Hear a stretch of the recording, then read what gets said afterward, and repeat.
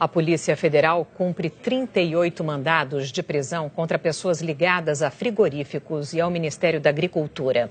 Os presos são suspeitos de burlar a fiscalização sanitária e vender carne contaminada e vencida. Essa operação, batizada de Carne Fraca, foi deflagrada pela Polícia Federal de Curitiba. E a gente vai até lá conversar com a repórter do Cinéia Novaes, que acompanhou a entrevista dada agora há pouco para os jornalistas e traz as informações para a gente. Do Cinéia, muito boa tarde para você. Boa tarde, Evaristo. Boa tarde, Sandra. Boa tarde a todos. A Polícia Federal ainda está nas ruas cumprindo os mandados de prisão e de busca e apreensão. O balanço da Operação Carne Fraca será divulgado no fim do dia, mas já se sabe que dos 34 funcionários públicos federais investigados, 20 já foram presos. Também foram presos executivos de grandes grupos. Ronei Nogueira dos Santos, gerente de Relações Institucionais e Governamentais do Grupo BRF, e também o diretor do Grupo BRF, André Baldiceira, além do funcionário do Grupo JBS, Flávio Evers Cassu.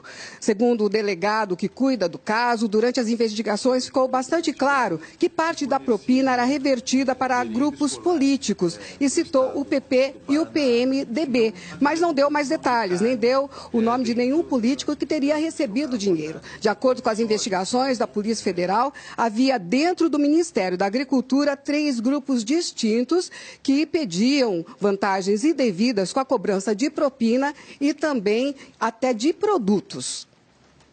A operação mobilizou 1.100 policiais federais, principalmente nos estados do Paraná, Minas Gerais e Goiás. A Polícia Federal diz que grandes frigoríficos de todo o Brasil pagavam propina para vender produtos vencidos e até carne moída com papelão.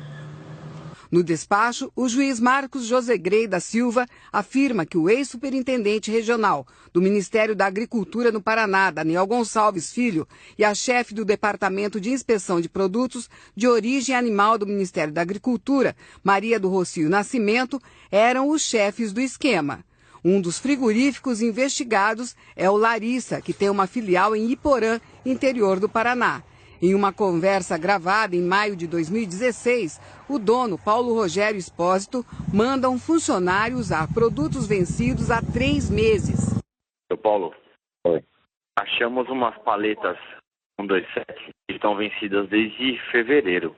Anda embora ou deixa na produção para eles usar? Deixa na produção para eles usar. Paulo Espósito é um dos presos. Em Goiás, o principal apontado como responsável pelo esquema é o chefe do Departamento de Inspeção de Produtos de Origem Animal, Diniz Lourenço da Silva.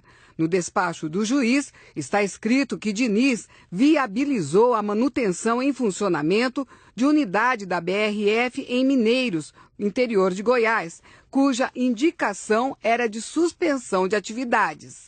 Ainda de acordo com as investigações, a fábrica da BRF em Mineiros estava contaminada pela bactéria Salmonella e, mesmo assim, continuou exportando carne para a Europa.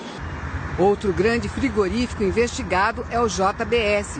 Em uma conversa entre o gerente de produção do frigorífico, Luiz Fossati, e um funcionário, eles falaram em colocar papelão junto com a carne moída, que eles chamam de CMS. O problema é colocar papelão lá dentro do CMS também, né? Tem mais essa ainda. Eu vou ver se eu consigo colocar em papelão. Agora, se eu não conseguir em papelão, daí infelizmente eu vou ter que condenar. Aí tu pesa tudo que nós vamos dar perda. Não vamos pagar em rendimento isso. Na entrevista coletiva, o delegado da Polícia Federal disse que um dos fatos descobertos nas investigações também foi a fraude no fornecimento de carne para merenda escolar, com a troca de ingredientes mais baratos do que a carne bovina. Inclusive, há uma dessas empresas investigadas que fornecia alimento, merenda escolar para o estado do Paraná, que não havia composição de carne dentro da substância. Então, ele havia ganhado uma licitação e dentro dessa licitação ele não havia a composição ideal que era necessária e obrigatória para fornecer nas merendas escolares. Por meio de nota em relação à operação realizada pela Polícia Federal na manhã de hoje, a JBS afirmou que não há nenhuma medida judicial contra os seus executivos e que 3 unidades produtivas da companhia foram alvo da operação de hoje. Declarou também que a JBS no Brasil e no mundo adota rigorosos padrões de qualidade e que tem certificações emitidas por entidades reconhecidas. A companhia disse estar à disposição para esclarecer os fatos.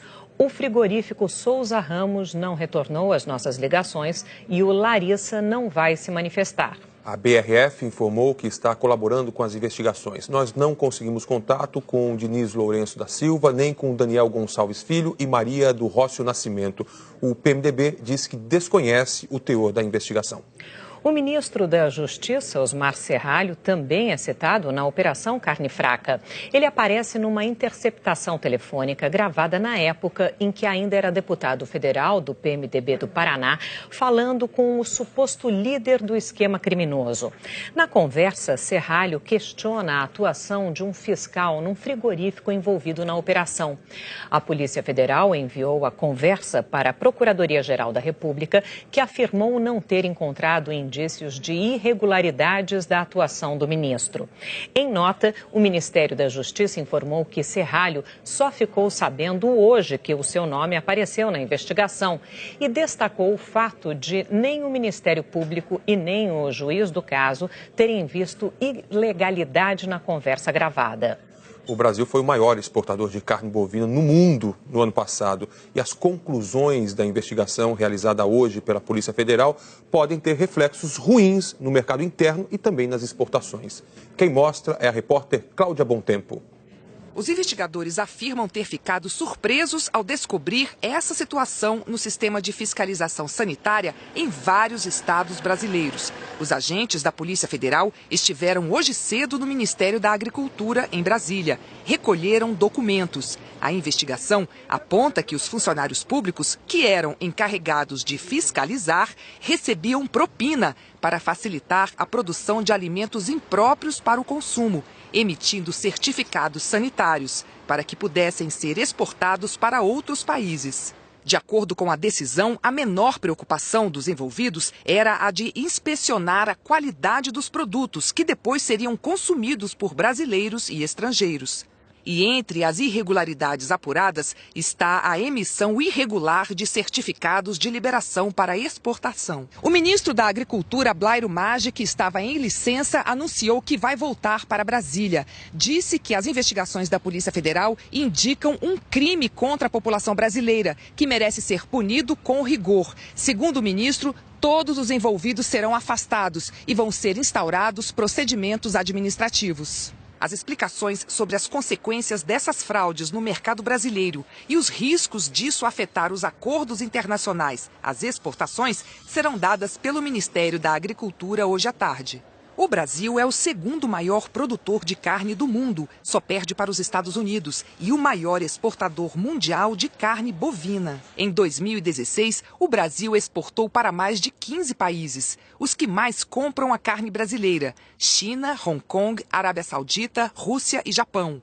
O total exportado no ano passado foi de 14 bilhões de dólares, entre frango, carne bovina e suína. Em nota, a Confederação da Agricultura e Pecuária disse que considera lamentável a denúncia de que alguns dos principais frigoríficos do país, com o apoio de uma rede de fiscais agropecuários do Ministério da Agricultura, estariam envolvidos num esquema de venda ilegal de carnes ao consumidor, que os produtores rurais têm dado uma grande contribuição ao desenvolvimento nacional e que não é justo que a imagem seja manchada pela ação irresponsável e criminosa de alguns. As ações de empresas investigadas na operação da Polícia Federal lideram as quedas hoje na Bolsa de Valores de São Paulo.